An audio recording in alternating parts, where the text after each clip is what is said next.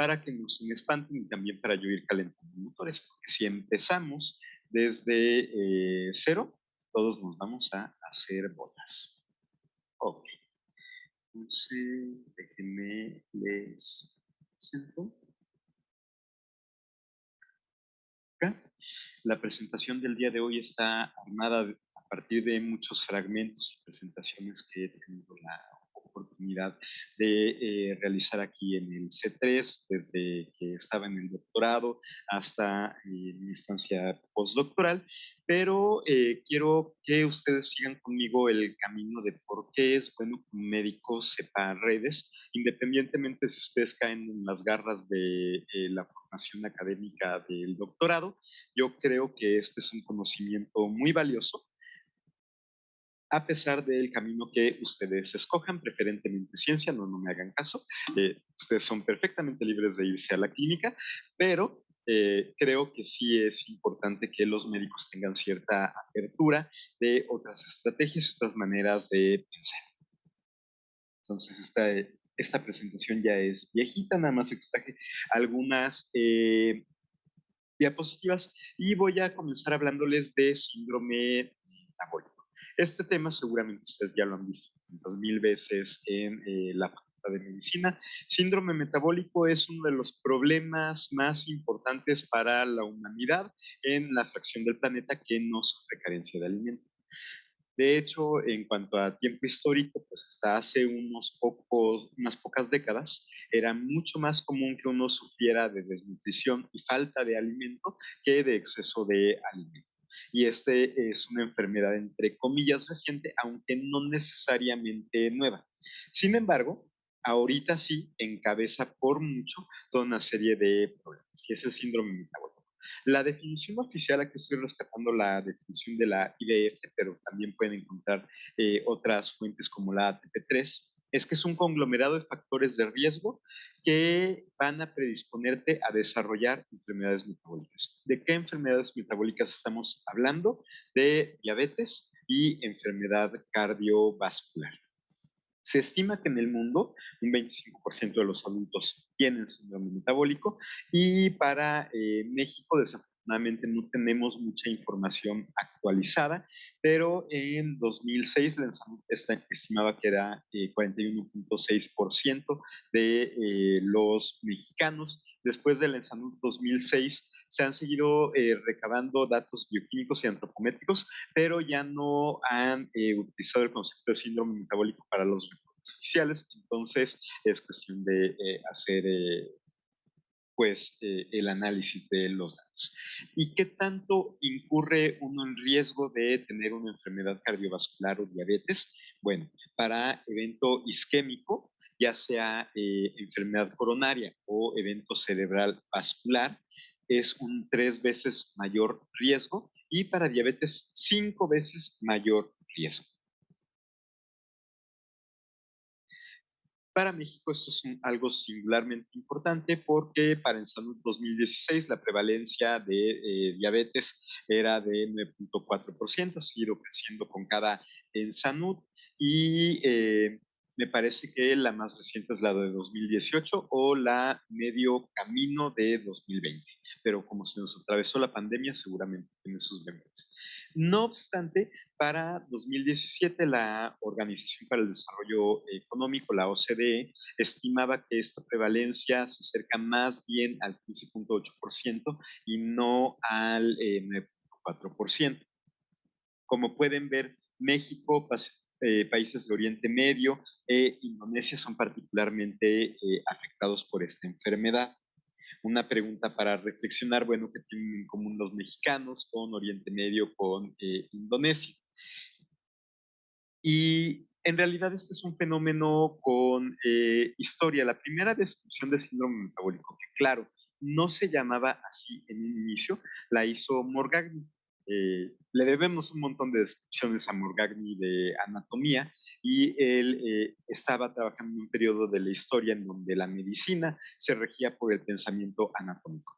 Todo lo que pensaras en cuestión médica tenía que estar descrito en ese marco conceptual y hizo una de las primeras grandes obras de la medicina que son los fundamentos y las causas de las enfermedades investigadas por la anatomía. ¿Qué hacía Morgagni? Falleció un paciente, abría al paciente, hacía la descripción anatómica y luego trataba de vincular, bueno, cómo estuvo la clínica de este paciente, qué enfermedad tenía y cómo puedo explicar yo la enfermedad a través de lo que observo en la autopsia.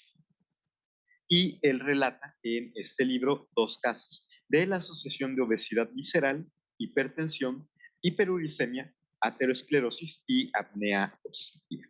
Y esto no es un fenómeno nuevo. En los seres humanos que tienen acceso a abundancia de alimento, no importa si estamos hablando de los 70 para acá o si estamos hablando de la Edad Media, un monje en algún convento, pueden desarrollar síndrome metabólico. No es algo que haya cambiado de manera, digamos, abrupta. Aquí tenemos la imagen de un personaje de los papeles póstumos del señor Pickwick.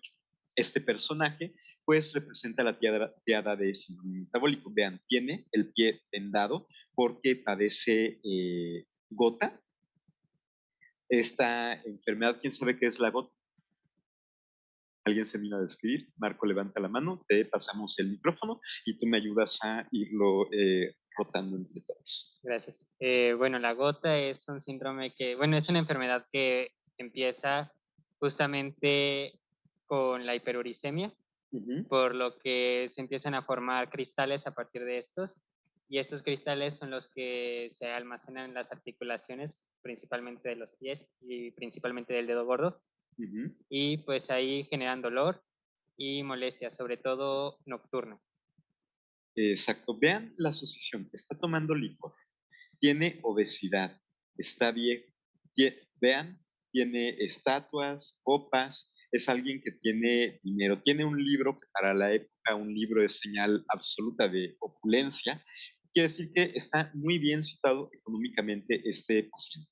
Y Morgagni se dio cuenta que los pacientes tenían obesidad visceral, centrípeta, obesidad de manzana, presión arterial elevada, y recuerden que para este momento lo que determinaba la hipertensión arterial era el tacto del pulso. Tienes un pulso saltarín, que se siente muy fuerte la onda de pulso, la hiperuricemia a partir de los 6.8 miligramos por decilitro, el ácido úrico comienza a precipitarse a 37 grados centígrados aproximadamente, la aterosclerosis habría en la disección las arterias de estos pacientes y veía que tenían depósitos de calcio, y la apnea obstructiva, que para el caso que yo estoy rescatando de los papeles del señor Pickwick, era muy llamativo porque era gente obesa que se quedaba dormida y hacía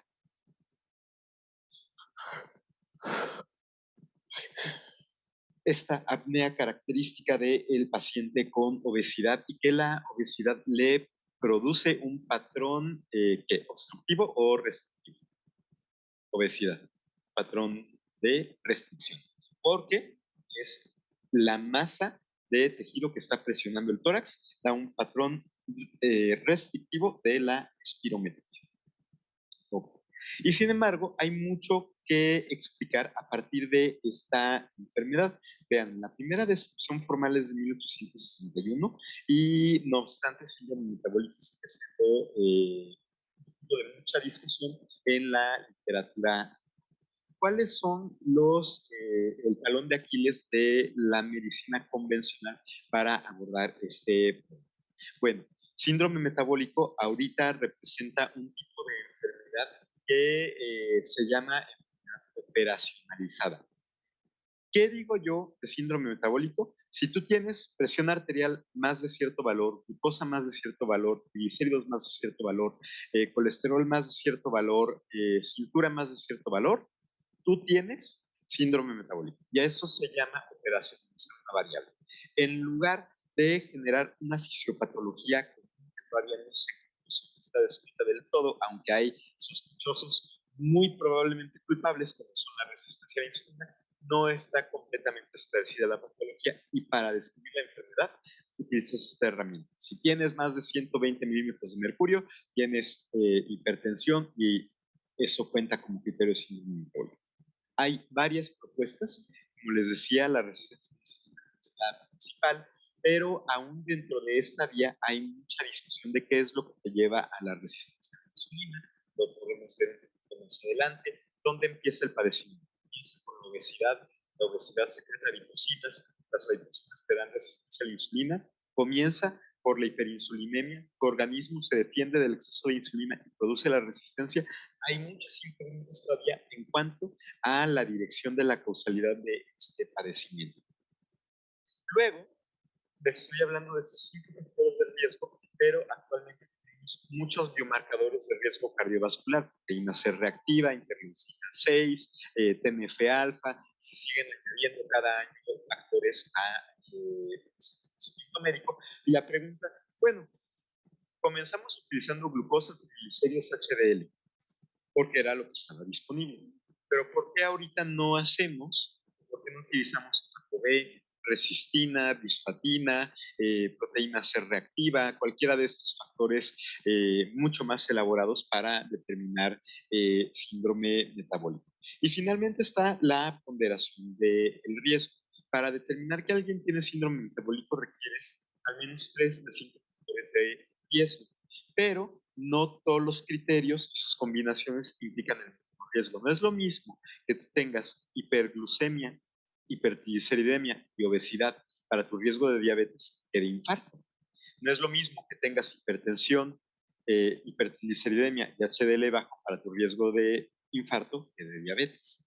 Entonces, este gran paraguas que es síndrome metabólico y que surge de una observación que sin duda es poco discutible, es decir, cuando la alimentación era muy escasa, estas enfermedades ya se asociaban entre sí.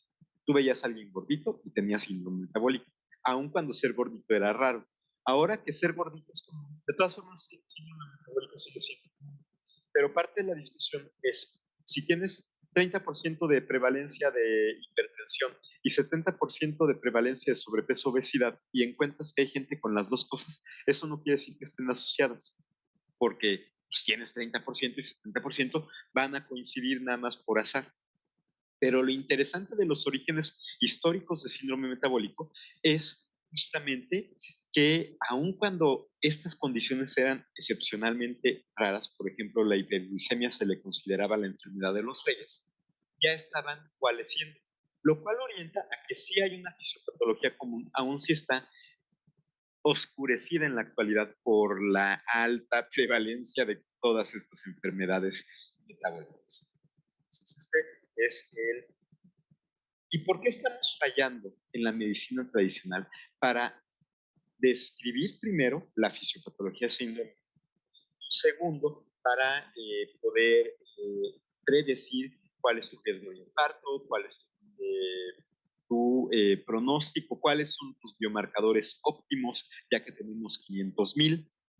Bueno, una de las cosas que caracteriza a metabolismo energético es que intervienen muchos órganos. No hay nada más un órgano responsable de la homeostasis del metabolismo energético. ¿Cuántos elementos interactúan en síndrome metabólico? Hay que ordenar, por eso les previno. Un instante.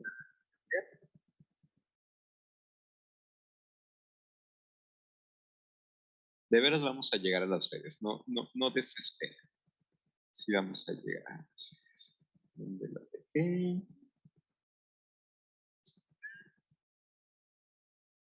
Sí, sí.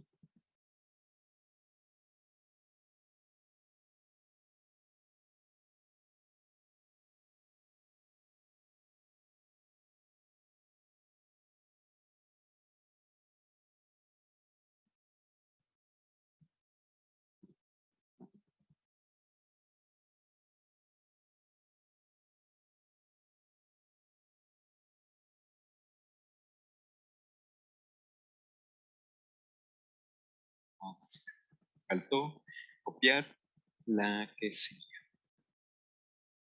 Déjenme lo voy juntando para tener ya, a lo mejor no sé, pero es la siguiente. No, ok. ¿Cuántos factores intervienen aquí en síndrome metabólico?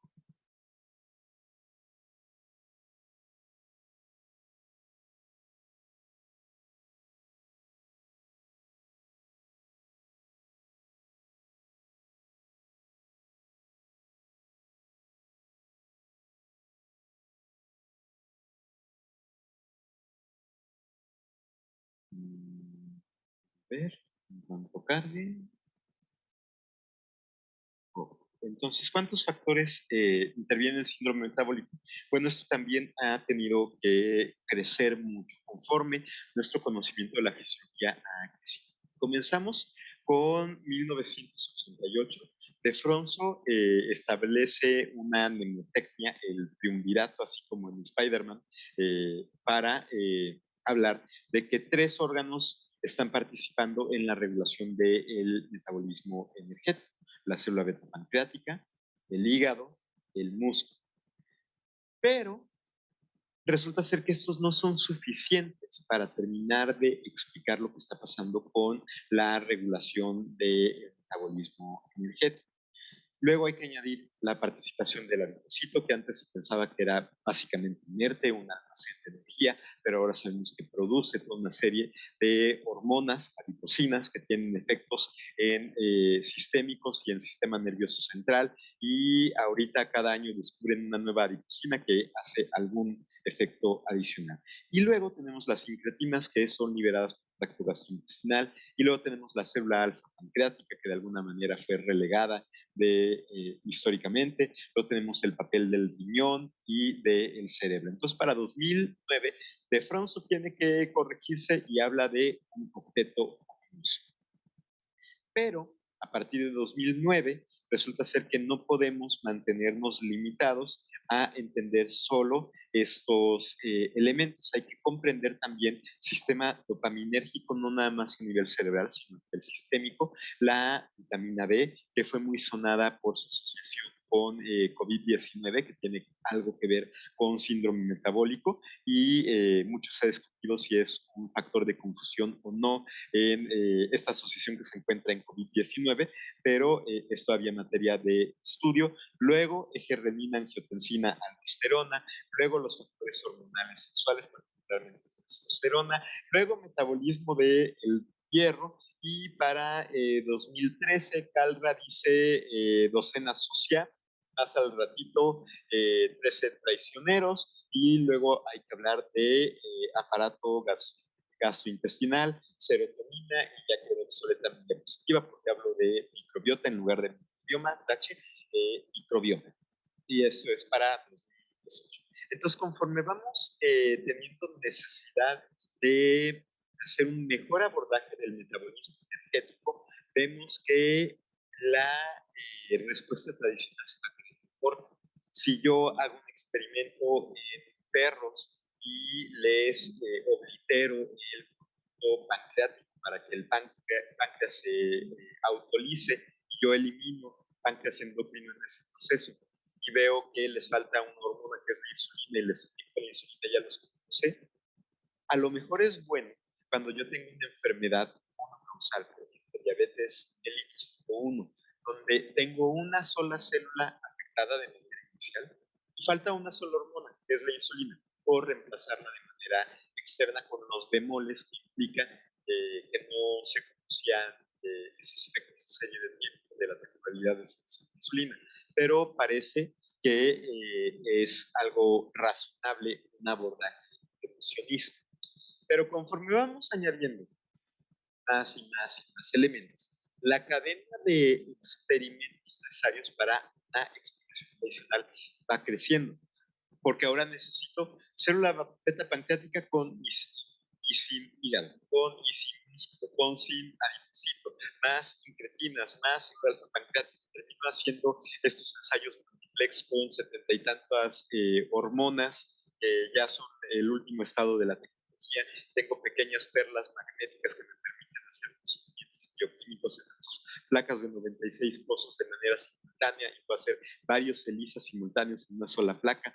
Eh, y eventualmente eso también nos va a quedar, pero ese es el estado de abordaje tradicional. Entonces, es un verdadero desafío. Realmente síndrome metabólico pareciera sencillo: comes mucho y se acaba tu problema, pero detrás del comes mucho hay un montón de cosas, no nada más comes mucho. ¿Cuál es tu estado socioeconómico? ¿Cuál es tu estilo de vida? ¿Haces más ejercicio? ¿Tienes sedentarismo? ¿Tienes sedentarismo? ¿Cuál es tu predisposición genética? ¿Tienes algún gen que te propicione mayor facilidad para desarrollar diabetes, cómo está tu perfil lipídico. Por ejemplo, aquí en México tenemos una predisposición de base para dislipidemias. Todo eso va interviniendo y añade algún peso a tu trayectoria de vida. Pero ¿dónde está ese peso? Puede ser potencialmente muy difícil de explicar.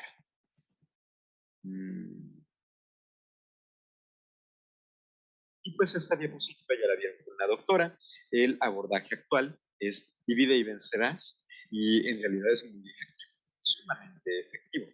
Yo divido los sistemas, de cada uno, pero nosotros creemos que tener un abordaje complejo puede ayudarnos a dar el siguiente paso, a complementar lo que ya sabemos. Al final de cuentas, si estamos hablando de complejidad en la fisiología, es gracias a cientos de años de ciencia reduccionista, pero ahora lo que nos interesa son los problemas de integración, los problemas de qué ocurre cuando yo ya tengo todo este conocimiento y comienzan a interactuar todos estos fenómenos de manera simultánea. Y para hablar de complejidad en la fisiología, bueno, hay que entender por qué hablo yo de complejidad en la fisiología. Un fenómeno complejo no necesariamente es un fenómeno difícil.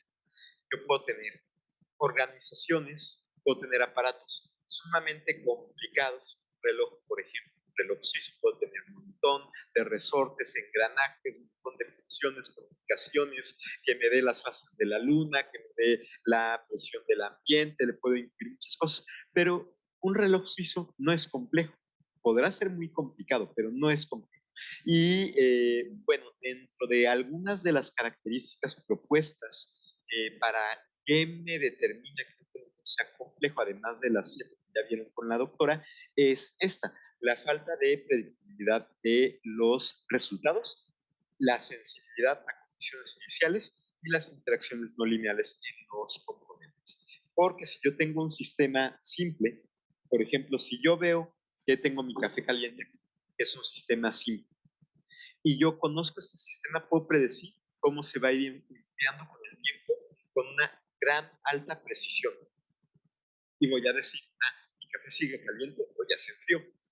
Si yo tengo un fenómeno complicado, a lo mejor me cuesta trabajo y disminuye mi predictibilidad conforme pasa el tiempo. Pero de todas formas, mi predicción no va a estar mucho. Por ejemplo, un carro. A lo mejor un carro es muy complicado, tiene muchas funciones, tiene frenos ABS, tiene ya parte de conducción inteligente, pero no es complejo. Lo puedo desarmar, puedo estudiar sus partes por separado, lo puedo volver a armar y voy a volver a obtener mi carro. Pero un cuerpo humano no puede hacer eso. Si yo separo el cuerpo humano en sus partes y lo vuelvo a armar, no me va a quedar un cuerpo humano de nuevo funcional. Es parte de lo que ocurre con trasplante. Yo puedo sacar un corazón nuevecito y ponerlo en un cuerpo nuevo y no va a reemplazar del todo las funciones. Para algunos órganos la estrategia de trasplantes es sumamente efectiva. Riñón, corazón, todavía pulmones, pero hay algunos órganos donde no ha sido nada sencillo realizar trasplantes. Por ejemplo, islotes pancreáticos. Yo puedo extraer islotes pancreáticos de donador cadavérico y puedo implantarlos en hígado o en retina, y de todas formas no voy a resolver de todo el problema metabólico, a pesar de que, por ejemplo, insuficiencia renal, yo cambio el riñón, cambio el filtro y voy a tener una compensación bastante buena del problema, aunque no completa. Entonces, aquí podemos ver que en un fenómeno complejo, si yo no lo estoy vigilando estrechamente, va a cambiar mucho su estado y no me voy a dar cuenta. Si yo a un paciente lo veo hoy, a lo mejor puedo tener cierta idea de cómo va a estar mañana. Aunque no lo duden, hay sorpresas. Luego nos ocurre que creemos que el paciente estaba bien hoy y al día siguiente está totalmente descompensado, pero puedo tener cierto nivel de predicción. Pero si me preguntan cómo va a estar mi paciente en una semana, un mes, un año, yo no conozco médicos capaces de ver más allá de un año, al menos no para paciente individual. Puedes tú tener una predicción razonable a nivel poblacional, tengo ciertas curvas de población, yo puedo decir cuál es la expectativa para nuestros pacientes aislados, pero ya cuando estoy hablando de un paciente individual, predecir el futuro del paciente se vuelve muy complicado. Y yo les voy a hablar de redes. ¿Dónde nos situamos en este abordaje de problemas? Bueno, eso también me interesa platicarles a ustedes.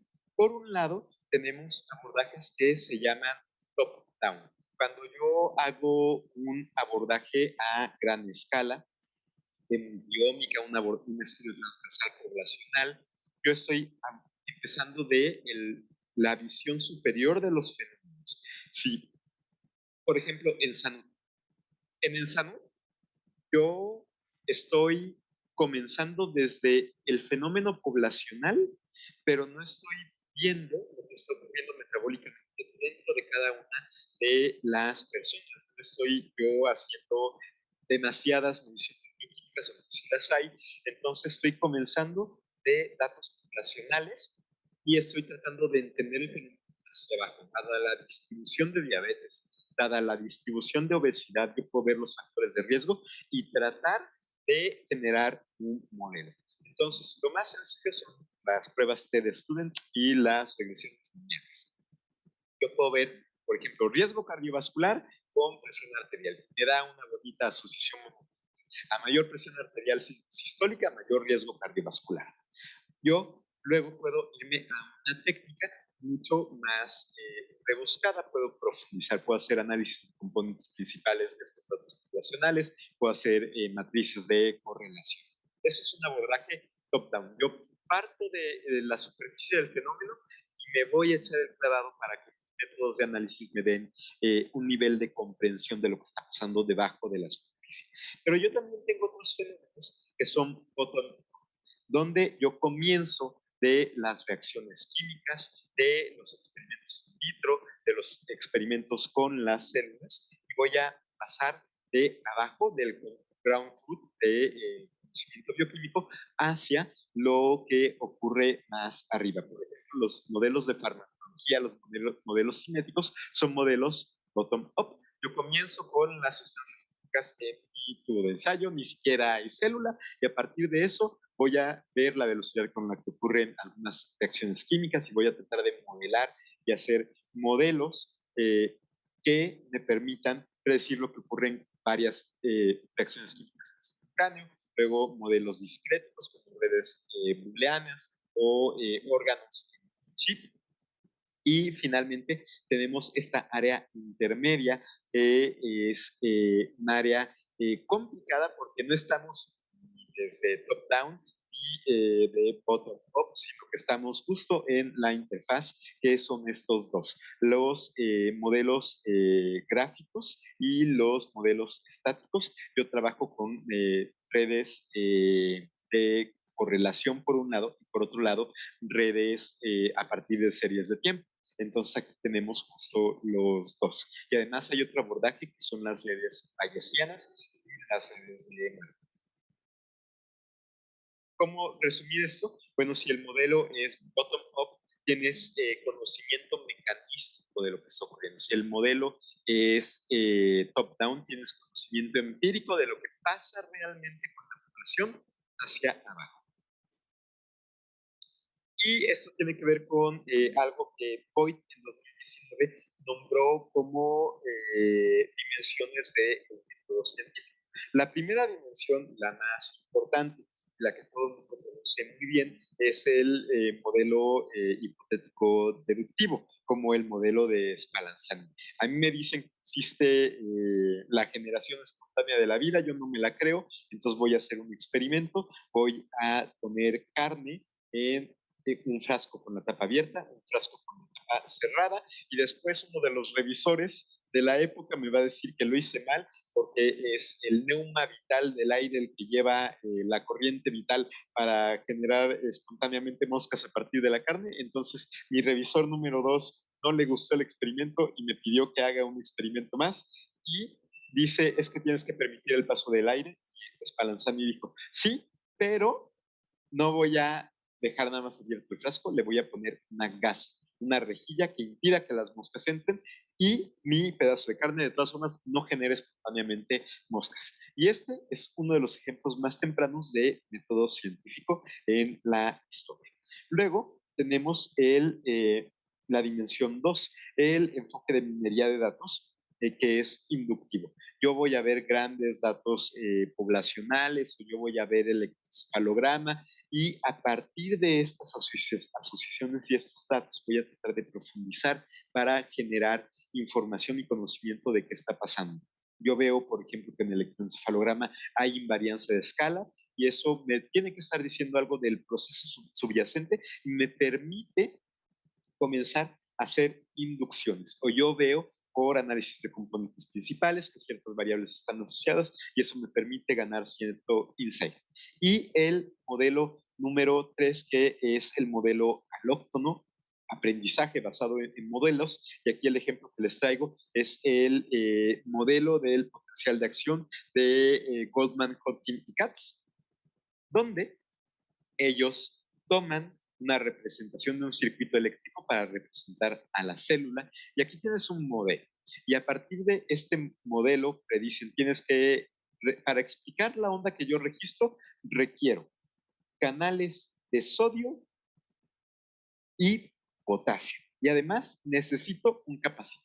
Es la única manera de que yo explique la forma del potencial de acción. Entonces, lo que es bonito de las dimensiones 2 y 3 es, yo tengo el modelo me permite hacer predicciones, me permite generar una hipótesis nueva y regreso a la dimensión 1. Voy a comprobar si esto es cierto o no a partir de la realidad. Y de la dimensión 2, igual, yo tengo cierto insight a partir de datos poblacionales, yo sospecho algo a partir de análisis de componentes principales y regreso a mi dimensión 1 para corroborar. ¿Por qué estudiar redes? Bueno, redes nos permite hacer un abordaje, entre comillas, novedoso, porque nos facilita no nada más estudiar los elementos de un sistema en aislamiento, sino también pone énfasis en las interacciones que ocurren dentro del sistema. Y estos enlaces, las interacciones pueden ser de la naturaleza que ustedes quieran, gusten. Pueden ser enlaces que partan de conocimiento mecanístico, pueden ser enlaces que parten de conocimiento probabilístico, de correlación, de probabilidad, y lo que esto permite es ver el fenómeno como todo. Redes ayuda a representar un montón de sistemas. Una empresa la puedes ver como una red, la UNAM como una red. Hay, por ejemplo, abordajes de ciencia de la ciencia, donde ves las redes de los papers, cada cita es un enlace y ves redes de papers científicos. Google, una de sus primeras medidas para ordenar los resultados de tu página es algo que se llama PageRank y sale de teoría de redes. Entonces, puedes tú representar casi cualquier sistema a partir de estos elementos. Una herramienta muy práctica. Por ejemplo, tenemos este trabajo del laboratorio del doctor Plamen, donde a partir de polisomnografía realizan redes. También tenemos este trabajo donde ven enfermedades y a partir de redes metabólicas y de enfermedades generan algo que llaman el viciasoma, el enfermoma, y son herramientas muy útiles. Entonces, dudas hasta aquí, preguntas hasta aquí. ¿Les resulta claro por qué es útil que el médico tenga esta visión de voy a ver el sistema en su conjunto? Ahora sí, ya que espero haberles dado algo de contexto, vamos a entrar a la parte más abstracta de la clase.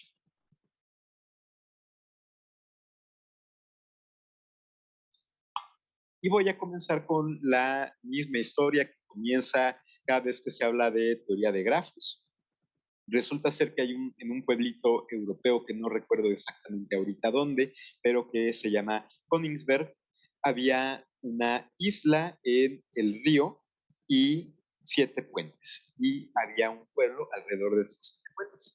Y la gente se entretenía cada domingo paseando a través de los puentes. Y el desafío con el que se divertían era, yo voy a cruzar todos los puentes sin regresar ni una sola vez a través de los puentes. Y la respuesta matemática a este desafío, que por cierto es que es imposible sin desandar el camino en alguno de los puentes, es la rama que dio origen a teoría de grafos. ¿Y qué es un grafo? Bueno, un grafo es una red, cualquier representación de un sistema donde yo tengo nodos, también llamados aristas, perdón, también llamados vértices, nodos o vértices, por eso la V, y enlaces, también llamados aristas. Y estas redes pueden ser de varios tipos, pueden ser redes no dirigidas. Aquí, por ejemplo, vean, cada enlace es igual y no tienen ningún peso. Todos los enlaces son exactamente igual de relevantes y no tienen ningún sentido. Yo puedo tener redes dirigidas. Mi enlace tiene una dirección de B4, yo puedo pasar a B1, pero de B1 no puedo pasar a B4. Entonces, si yo me pregunto cuál es la distancia de B1 a B4, yo tengo que hacer 2 pasos. Pero la distancia de B4 a B1 es de un paso nada más. O por ejemplo, la distancia de B3 a cualquier nodo no se puede llegar. Este nodo es un síncrono, es un drenaje. Y también tenemos redes donde además de dirección pueden tener un peso. Tengo enlaces más pesados que otros. Esta es una red dirigida y pesada. Además de estos 3 tipos básicos de redes, uno puede tener redes con signo, donde puedo tener un más o un menos dentro de esta red. Por ejemplo, y eso ocurre mucho en redes sociales, puedo tener amistad y enemistad con mis colegas dentro de una organización. Y eso es una relación con signo. No nada más es una relación dirigida de quién mata a quién, sino también puedo tener un signo de quién no se cae bien con quién. Y también puedo tener redes bipartitas o multipartitas. Y además, no voy a hablar de eso, pero uno puede tener multigrafos, donde no nada más los enlaces son de uno con uno, sino puede ser de uno con varios o de varios con varios. Pero no voy a hablar de multigrafos. Okay. Esta es la representación del desafío de los puentes de Königsberg. La B es la isla central, tiene 5 puentes. Esta es la otra isla, tiene 3 puentes. Y aquí son las costas. Y la respuesta es que no es posible andar todos los caminos una sola vez. Y además, la representación de redes nos permite estudiar ciertas medidas de relevancia de los elementos dentro de la red. Yo puedo tener algunos nodos, vean, por ejemplo, B tiene más enlaces que cualquier otro nodo de la red, y esa es una de las medidas más sencillas de centralidad, que es la centralidad de grano. Cuanto más enlaces tiene un nodo en la red, es un nodo más importante. Pero no necesariamente esto es toda la propiedad que nos interesa estudiar de un elemento de red. Puede ser que a mí me interesa un intermediario entre 2 organizaciones. Por ejemplo, el Between Centralist. ¿Por qué? Porque ese único intermediario permite que la información pase de una compañía a otra. Me permite identificar quién es el doble agente, quién es mi espía entre 2 compañías rivales, o me puede identificar quién es el diplomático clave entre 2 países, porque va a ser el que tiene mayor intermediación, me está conectando 2 redes separadas. Yo puedo tener también centralidad de closeness. Yo puedo preguntarme, ¿quién requiere menos números de contactos para llegar a cualquier otro lado de la red? Puedo tener 20,000 medidas de centralidad más. De hecho, hay una biblioteca de centralidades que se llama CentiServ, que tiene más de 200 medidas de centralidad de redes diferentes y van añadiendo cada año más, porque dependiendo de qué es lo que a mí me interesa estudiar, puede escoger una medida de centralidad. Y aquí viene una de las primeras advertencias cuando se trabaja con redes. hay que tener claridad absoluta de qué sistema estoy representando yo y por qué lo estoy representando como una red, dado que puedo representar prácticamente cualquier cosa a manera de una red. Yo tengo la responsabilidad de comprender qué son mis nodos, qué son mis enlaces. Si yo escojo una medida de centralidad, ¿por qué estoy escogiendo mi medida de centralidad? Y qué es la información que me importa, por qué quiero conocer esta propiedad en el sistema. Si yo no tengo estos elementos, yo voy a sacar la red muy fácil en 3 patadas, pero no voy a entender para dar información y análisis de redes. Aquí un poquito más en centralidad, reorganización.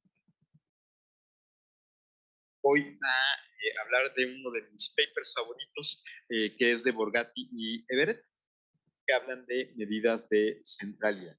Y ellos tratan de clasificar las 200 y tantas medidas de centralidad. Bueno, ¿qué me están, qué información me están dando dentro de la red?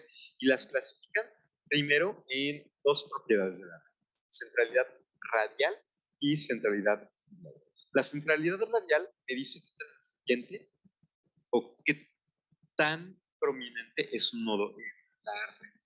Y de alguna manera son resultado del número de enlaces que posee este nodo en primer o segundo lugar.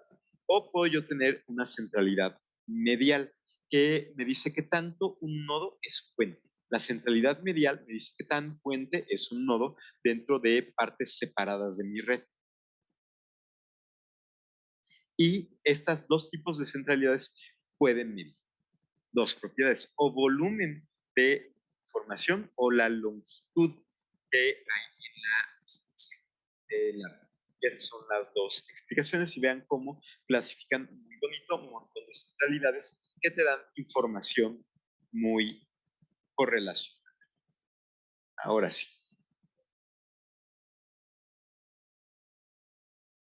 Sí, la centralidad radial depende de qué tanto es el número de enlaces que están en la zona de influencia de mi nodo. Porque a lo mejor tengo un nodo que por sí mismo no tiene el mayor número de enlaces, pero este nodo está inmediatamente conectado a los 2 nodos con mayor número de enlaces. Si yo le hiciera eigencentralidad a esa matriz, ese nodo sería el que tiene la mayor eigencentralidad, a pesar de que en sí mismo no tiene el mayor número de enlaces. Por eso es que hay un montón de medidas de centralidad y se tratan de optimizar ciertos resultados diferentes. Pero en esencia, lo que yo quiero medir es qué tanto un nodo es puente entre 2 regiones separadas de mi red o qué tanto un nodo tiene mayor correlación con toda mi red. A eso se llama influencia. Por ejemplo, si yo veo peso en las redes que yo armo de metabolismo, peso es la medida más influyente que hay en la red, porque a mayor peso más presión, a mayor peso más glucosa, a mayor peso más insulina, a mayor peso más de todo. Y si yo hiciera análisis de componentes principales, yo vería que es el mayor contribuyente de mi principal. Es otra forma de ver. Pequeño paréntesis para quienes están más o menos relacionados. Tanto matrices de correlación como análisis de componentes principales dependen ambos de la matriz de covarianza, entonces están muy estrechamente relacionados los resultados, ya sea por análisis de componentes principales como por redes. Breviario matemático. Oh.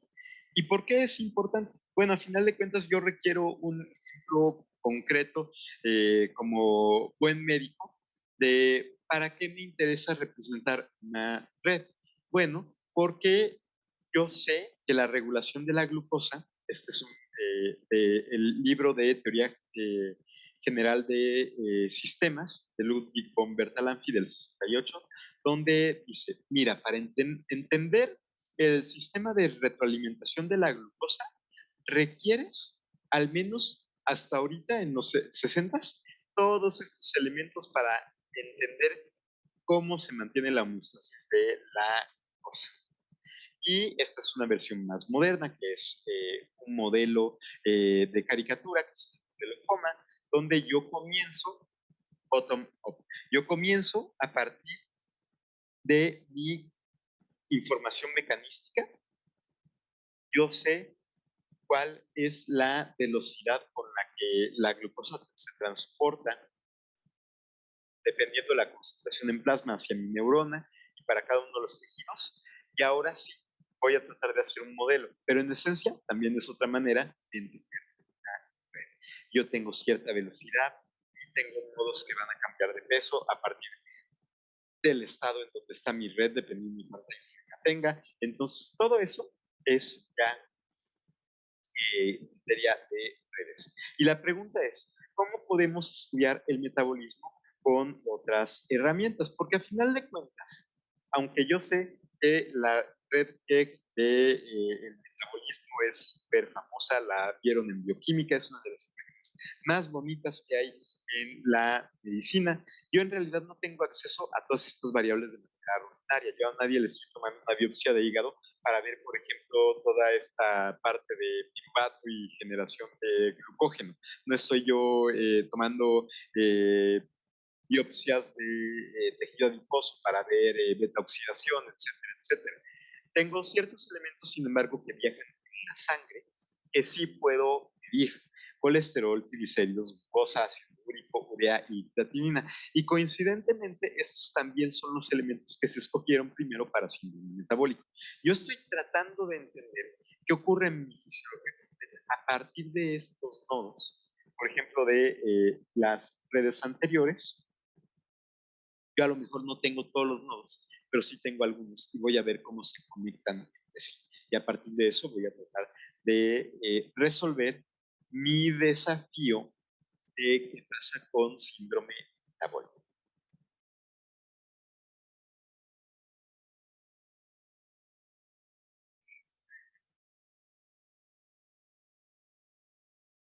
Hay muchas estrategias para abordar redes. Esta es de una plática que di el año pasado. Y realmente ustedes para sus proyectos pueden utilizar la que hay. Por donde yo comencé son dos tipos de redes. Redes que son no dirigidas, vean el triángulo inferior y el triángulo superior son idénticos, o puedo tener redes dirigidas donde mi dirección de la flecha sí existe y por lo tanto el enlace tiene un sentido. Y hay varias maneras de hacerlo. Yo utilicé correlación de Spearman, que me gusta mucho como medida de correlación para datos puntuales, pero no es la única. La más tradicional es correlación de Pearson.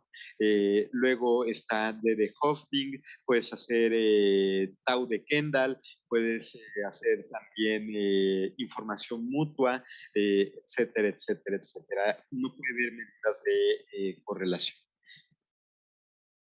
¿Qué es lo que me dicen las medidas de correlación? Bueno, si yo incremento mi variable dependiente, ¿qué tanto incrementa o baja mi variable dependiente? Y además, yo puedo ver la dispersión de los datos. ¿Qué tan fuerte es esta correlación o no? Sin embargo, para las técnicas más primitivas de correlación de Pearson, si yo, por ejemplo, tengo una correlación curvada, no va a ser tan buena esta medida de correlación. Puedo usar correlación de Spearman. Puedo también yo buscar algunas medidas de correlación como correlación mutua, que son ya más independientes de la forma del enlace. La verdad es que para datos fisiológicos creo que correlación de Spearman es la mejor, tiene el mejor balance entre que es sencilla y que es resistente o un poquito más resistente a outliers que Pearson.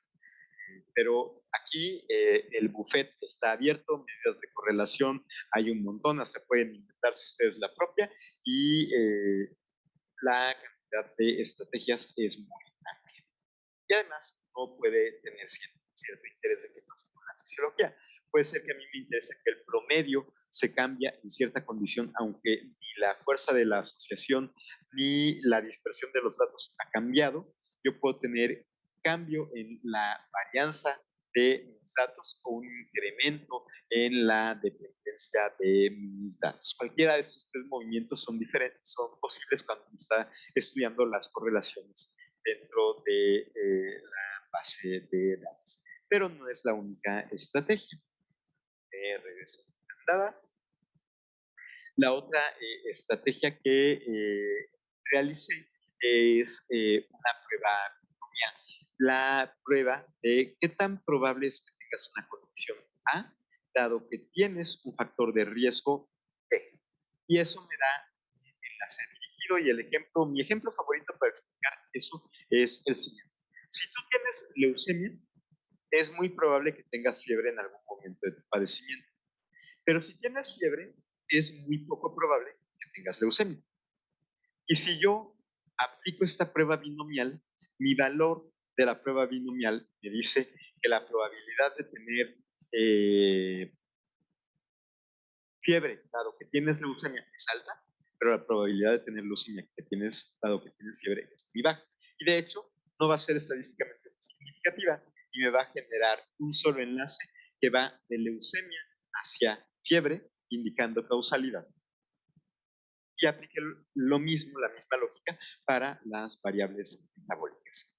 Y a partir de estas redes uno puede estudiar la conformación global de la red, que son las propiedades topológicas, la centralidad de cada uno de los elementos en la red y las comunidades, cómo se agrupan los elementos de mi red. Las redes se pueden estudiar a diferentes escalas. A microescala, que es lo que ocurre a nivel de un solo nodo, que es el grado y la densidad. Mesoescala, que es coeficiente de agrupamiento, modularidad y motivos dentro de la red. Y macroescala, que requiere la red completa, la distancia geodésica y la eficiencia de la red. Por ejemplo, en microescala, la red más pequeña que uno puede tener es una red de 3 nodos, porque en esta red de 3 nodos ya tiene, ¿no?, propiedades emergentes, que es el coeficiente de agua. Déjenme localizar esa diapositiva.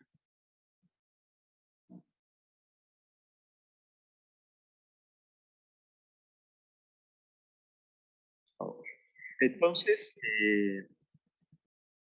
la red más sencilla que uno puede generar es una red con 3 nodos. Aquí ya tenemos un comportamiento superior al que observamos cuando yo veo la asociación, por ejemplo, de tasa de filtración glomerular con hemoglobina glucosilada. Si yo veo un abordaje tradicional, mi límite está justo en estos dos enlaces. Yo veo una variable A con una variable B y tengo una correlación que me representa el enlace.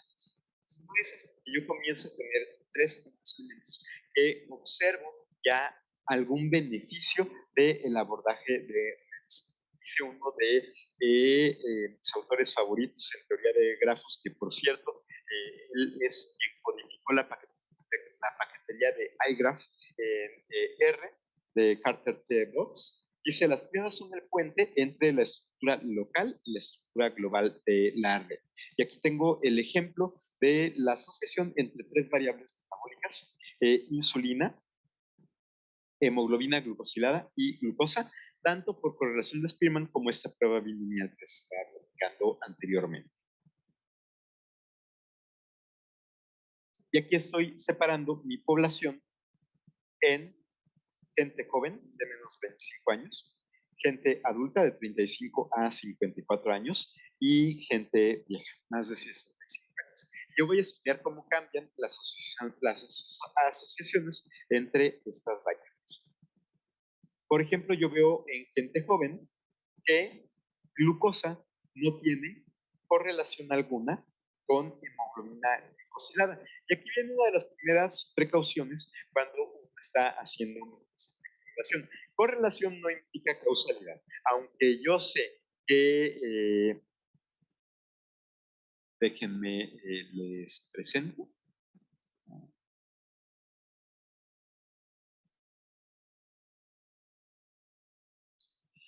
voy a cambiar. Positiva esta la estaba viendo por motivo. Entonces, ya quédese quieto. Trae hormigas en el pantalón. Ok, esta es de otra presentación de diabetes.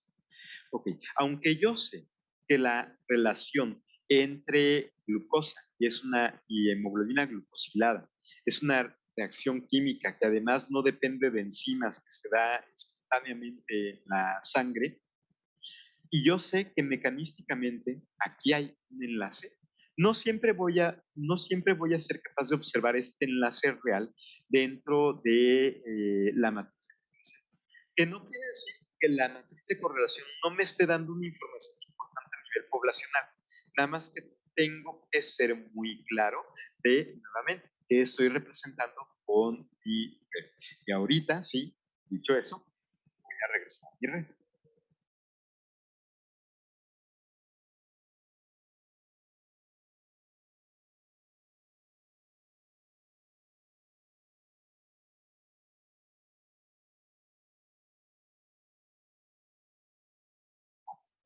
Entonces, ya quedamos que esta correlación no me está hablando de mecanismos, no es la información que yo tengo. Yo tengo aquí información de datos poblacionales y así los debo de interpretar porque solo si yo soy muy cuidadoso con cómo he construido la red, puedo realizar una interpretación adecuada de mis datos.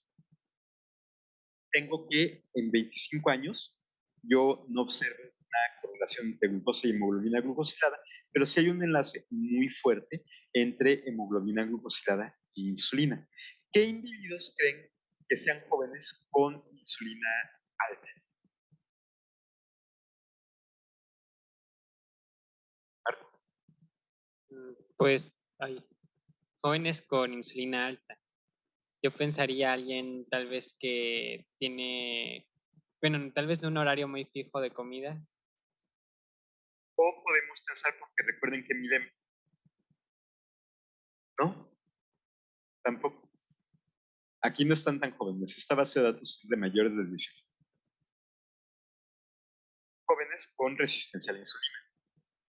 Entonces, si ya tienes resistencia a la insulina, ya tienes un problema de asociación y ahí sí voy a observar la correlación entre estas variables.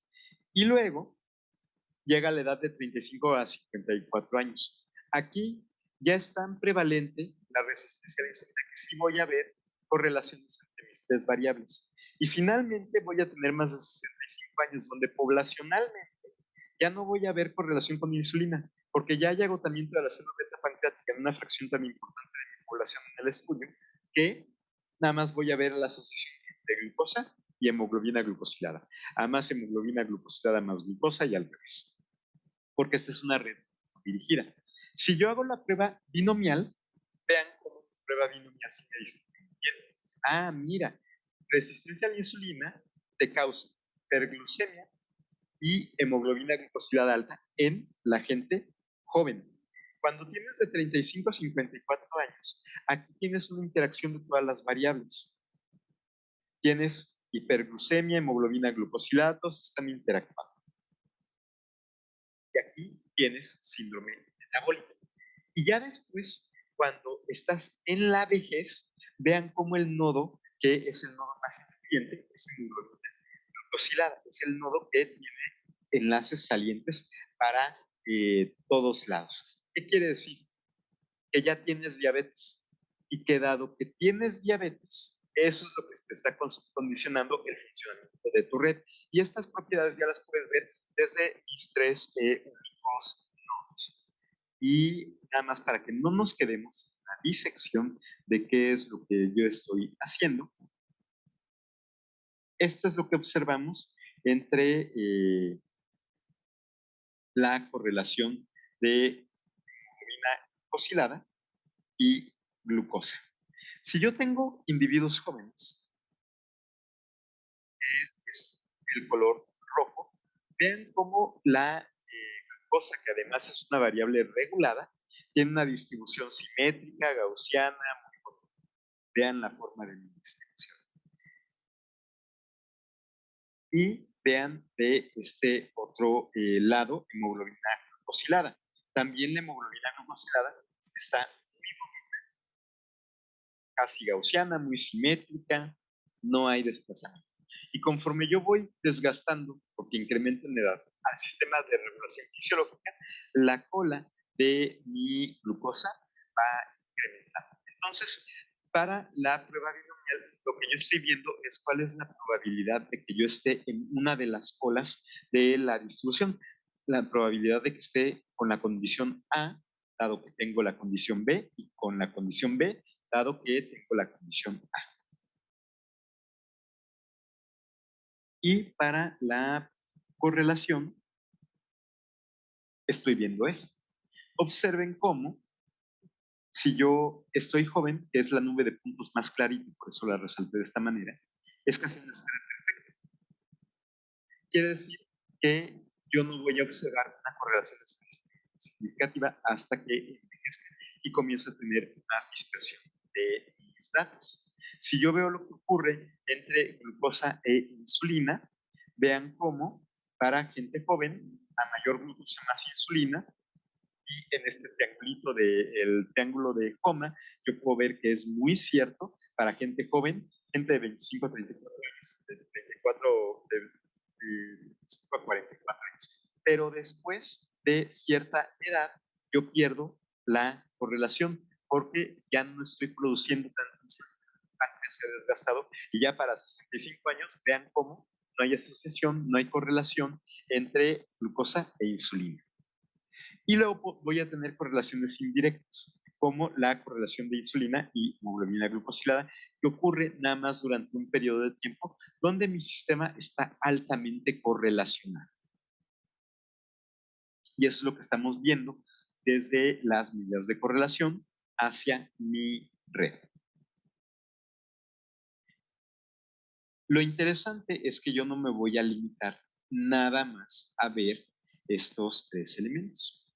La gran ventaja del análisis de redes es que yo puedo crecer esta red de tres elementos a muchos más elementos. Esta es la red de mi primera publicación de redes. Es una red de juguete de nada más 12, 15 elementos. Ya después he crecido sobre mayor número de nodos, pero mi recomendación, sobre todo ustedes que están partiendo de un área del conocimiento que es de pensamiento concreto, es que comiencen de poquitas variables hacia las muchas variables para ir generando intuición del abordaje de redes. Si ustedes comienzan de una red de 500,000 nodos, no van a alcanzar a ver nada muy particular, pero si yo tengo poquitos nodos, vean cómo urea correlaciona con creatinina, con ácido úrico y altura.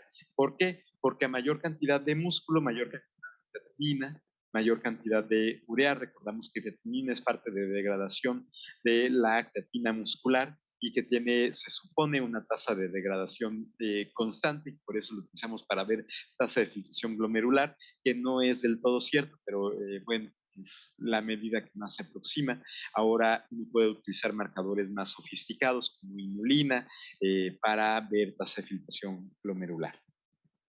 Entonces vean cómo aquí además esta red ya comencé a buscar clústeres, qué variables están asociadas entre sí. Por ejemplo, hiperuricemia, azotemia, que es incremento de urea en la sangre, LDL elevado y baja tasa de filtración glomerular, me están dando todas elementos de información. Además, noten cómo para el caso de esta red, la hiperglucemia es la variable más relevante dentro de la red, mientras que para la matriz de correlación es el peso lo que tiene la mayor cantidad de covarianza asociada.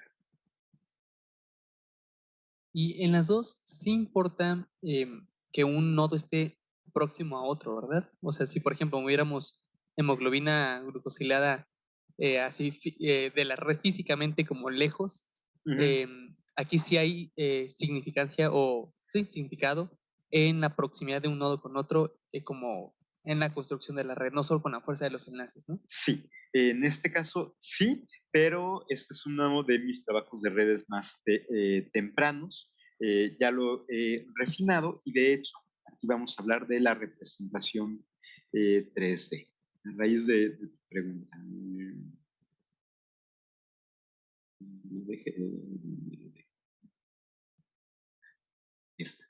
Este es otro de mis trabajos favoritos de redes, que es de NOAC. Estaba tocando la grabación, NOAC 2016. Entonces, en la red que estaban viendo, yo estaba utilizando un layout de Fuchterman Rainbow. Básicamente, cuando uno tiene una red, tienes un elemento que existe en muchas dimensiones. Yo tengo una correlación entre un punto A y un punto B, pero representar eso en nada más dos dimensiones es complicado. Para poder representar una red hay varias estrategias. La más sencilla es echa los nodos en un espacio bidimensional al azar y pon los enlaces y ya. Pero eso suele ser muy poco informativo porque estás dependiendo del azar. La siguiente estrategia y una de las representaciones más básicas en redes es el layout de Fuchterman Rainbow, que que tiene dos funciones. La primera es que evita que los nodos se encimen. Y la segunda es que está asignando una fuerza a los enlaces. Es un layout dado por fuerza. Todavía estamos en tiempos. Entonces, cuanto mayor número de enlaces hay entre un grupo de nodos, más cerca van a estar entre sí. Pero Fuchterman Reingold dice que al menos tiene que haber alguna cantidad de distancia entre dos enlaces para que no se encimen. No es la única manera de representar una red. Uno puede tener layout de Davidson Harrell o mi nuevo favorito, el Force Atlas 2 con Linlog. ¿Por qué? Porque este layout ya me permite que se encimen los los nodos con alta colinearidad y me permite observar dos variables como si fueran una sola variable porque son altamente colineales. Entonces, si tienen interés en ver cómo representar las redes, por ejemplo, este es del siguiente trabajo, ya no estoy utilizando Fuchterman Reingold, ya pasé a Davidson Harrell de manera empírica, ese es el siguiente. Y finalmente en los últimos trabajos del grupo utilizamos ya Linlog, que permite esta representación, que si yo tengo, por ejemplo, BUN y urea, que breviario cultural, los dos miden exactamente la misma cosa, nada más que de uno estás extrayendo el nitrógeno de la urea en tu medición y el otro estás midiendo la urea como molécula en la sangre, pero estás midiendo exactamente la misma cosa. Y aquí tengo uno de los ejemplos que quiero que vean en la clase. Les voy a pasar un código en R de tarea para que observen cómo el tipo de layout cambia la disposición de la red. Esta es la misma red que generé de manera aleatoria, pero ya tienen los enlaces fijos y la estoy ploteando con diferentes layouts. Y dependiendo del layout puedo observar una estructura ligeramente distinta. Y puede ser más fácil o más difícil que yo encuentre las comunidades dentro de la red. Claro, aquí depende de qué estoy buscando yo como comunidad. La definición más sencilla de comunidad es que son nodos que tienen más enlaces dentro del grupo que fuera del grupo.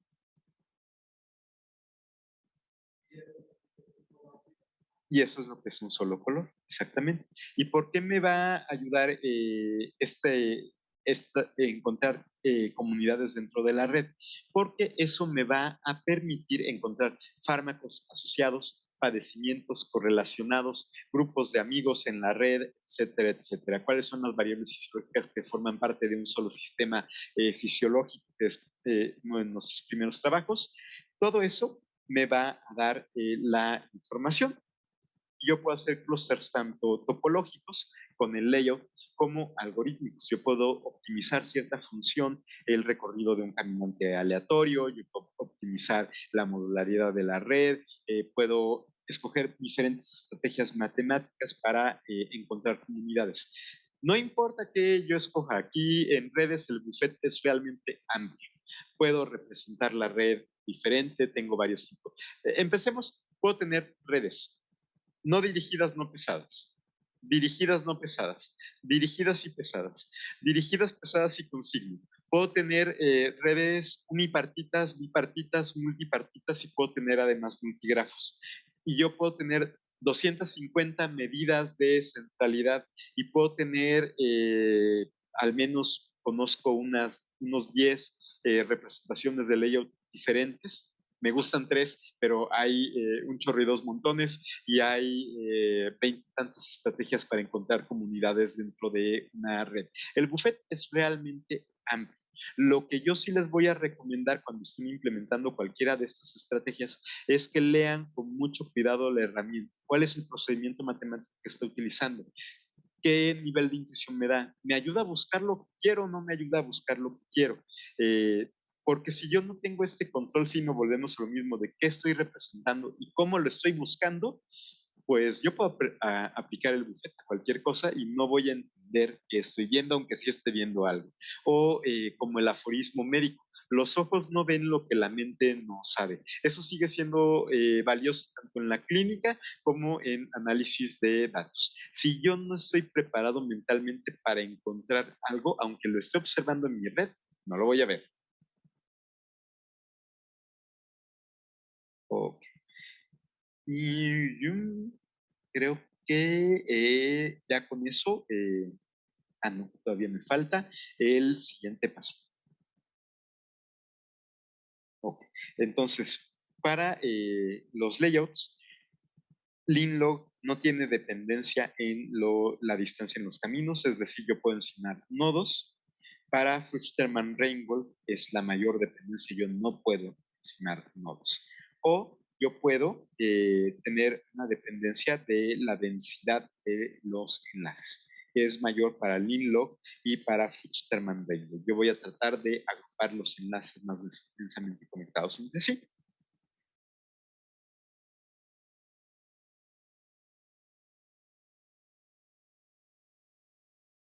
Y además yo puedo tener varios algoritmos de clusterización. Por ejemplo, Infomat, que optimiza la descripción del recorrido de un caminante aleatorio. Está basado en teoría de la información.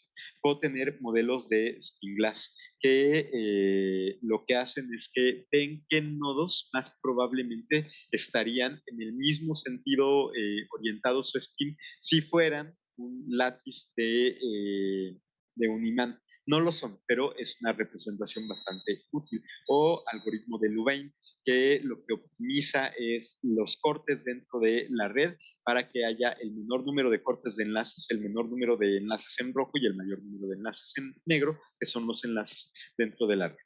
Y además yo puedo comparar qué tanto se parecen estos algoritmos de clusterización entre sí, por ejemplo, por índice de RAM, por información mutua o variación de información. Por ejemplo, por índice de RAM, por información mutua y por variación de información. Y bueno, en resumen, hay muchas estrategias de clasificación no supervisada en las redes y uno tiene que seleccionar los métodos dictados por nuestra pregunta de investigación. ¿Qué herramientas pueden utilizar? Porque me estaba brincando eso para análisis de redes. Yo estudio y escojo R y RStudio como mi interfaz. Pero no están ustedes encadenados de ninguna manera. Pueden utilizar Python, pueden utilizar Jupyter, pueden utilizar programas con interfaz gráfica donde no necesitan saber programación en absoluta, como Cytoscape y Gephi, que también son muy buenos. Mi favorito es Gephi, pero dejó de funcionar con la última actualización del sistema operativo de Mac. Entonces, si quieren jugar con Gephi, mi recomendación ahorita en lo que corrigen ese problema es que utilicen Windows. Y lo otro que es importante es qué formatos van a utilizar para trasladar la información de un lado a otro. Pueden utilizar una lista de aristas, una matriz de adyacencia o formatos especiales propietarios para cada uno de los programas que hay. También hay herramientas adicionales en la red, por ejemplo, para redes de redes, de nodos, para interacciones proteína-proteína, para reacciones químicas, redes de reacciones químicas. Y, por ejemplo, Cytoscape tiene varios modelos de redes de cáncer, etcétera, etcétera. O GEFI. Las posibilidades son básicamente ilimitadas. iGraph no nada más está para R, también está para Python, pero en Python es más popular la paquetería de NetworkX. Y bueno, la biblioteca de medidas de centralidad que les decía es AntiServer, guías básicas de R para que aprendan a hacer redes con R son estas. Y bueno, si les interesan algunas otras cosas más sofisticadas, porque no tienen por qué limitarse a lo que yo di en esta hora y media de la clase corriendo, es para redes jerárquicas, para modelos bayesianos, para redes bipartitas. Y ya. Muy bien, chicos, muchísimas gracias por escucharme aquí hora y media. Les voy a pasar la presentación, les voy a pasar el programa para que ustedes practiquen esto en R o si no, traduzcanlo para cualquier otra herramienta que deseen. ¿Dudas, preguntas hasta aquí, quejas, comentarios? Yo tengo una, así interesante. ¿Qué diría que es lo mínimo necesario para construir una red? ¿La matriz de correlación? ¿O como unos valorcitos ya para, por ejemplo, si quisiera hacer la red de mis amigos y cómo se llevan entre sí? Sí. Pues cualquier tipo de información. Hay uno de los ejemplos más usuales para redes es una red que se llama SAC Karate Club, que es un estudio sociológico de dos grupos de karate que tuvieron interacción y se enemistaron. Y es uno de los principales estudios para medidas de centralidad, y lo van a encontrar en varias paqueterías, porque es una red de amigos. Y entonces la pregunta es, ¿eres amigo de fulano, sí o no? Y si es sí, tienes un enlace. Y ya, una red puede ser así de sencilla y te va a dar información muy interesante. Para aplicación de biología, permítanme, vuelvo a presentar. Yo pensé que ya no sé cómo, pero sí voy a tener que abrir la calculadora que es esta. Presentar. Esta la interfaz del Zoom. Entonces, para redes que nos interesan, uno puede tener cualquier abordaje. Yo puedo tener el abordaje bottom-up y top-down. Entonces, dependiendo de qué es lo que yo estoy viendo, yo puedo tener un estudio poblacional que me diga mayor consumo de sal, mayor presión sistólica. Y para estudiar estas dos variables, mi enlace ideal es la correlación. Si yo tengo un modelo un poquito más abajo, yo puedo estudiar cómo el consumo de sal me produce un incremento de la presión arterial por el eje renina-angiotensina-aldosterona. Y puedo irme del modelo bottom-up, donde comienzo con el conocimiento mecanístico in vitro y a partir de esto digo, aquí tiene que haber un enlace y yo voy a armar una red a partir del conocimiento base que hay, pero yo puedo alcanzar cualquiera de estos niveles y generar un enlace a partir de cualquiera de estas herramientas.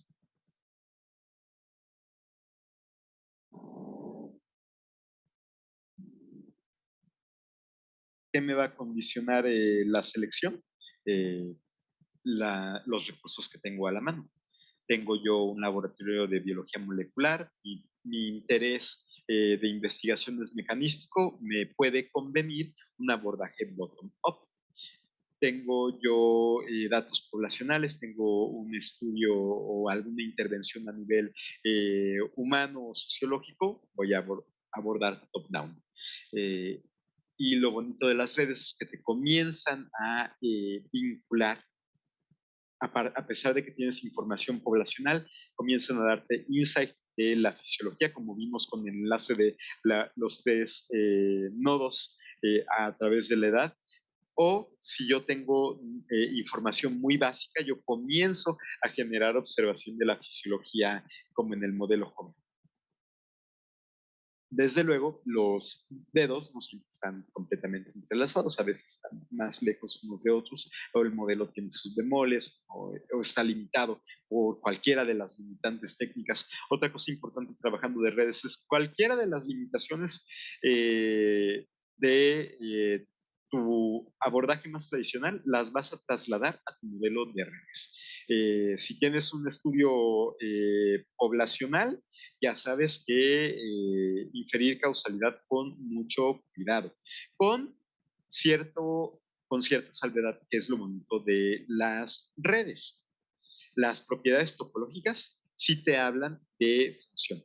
Por ejemplo, una red de mundo pequeño. Si yo sé que la población humana es una red de mundo pequeño, yo sé que la transmisión de un lado a otro de la red va a ser rápida. Y cuando viene una pandemia como la de COVID-19, yo puedo predecir que la transmisión va a ser de volada porque hay un número de pasos muy pequeños entre cualquier punto de los nodos de la red. Y eso sí te habla de función. Hay un paper muy interesante de filosofía de la ciencia donde dicen, sí, estructura de la red te permite hurgar un poquito en estas propiedades emergentes de tu sistema. Y esa es la ventaja de usar redes. No estás totalmente encadenado, ya puedes comenzar a hurgar de, tengo esta descripción del fenómeno, tengo este modelo, ya estoy en la dimensión número 3, voy a generar un poquito más conocimiento que si me quedo nada más una variable contra otra. Y eso nunca lo voy a poder solventar nada más con el abordaje de variable A contra variable B, que yo creo que es parte de lo que nos interesa justamente para estas clases de la complejidad. Me fui por la tangente. ¿Dudas, preguntas? Les mando por el WhatsApp del grupo el código de R para que puedan jugar un poquito con él y la presentación que tiene un montón de herramientas.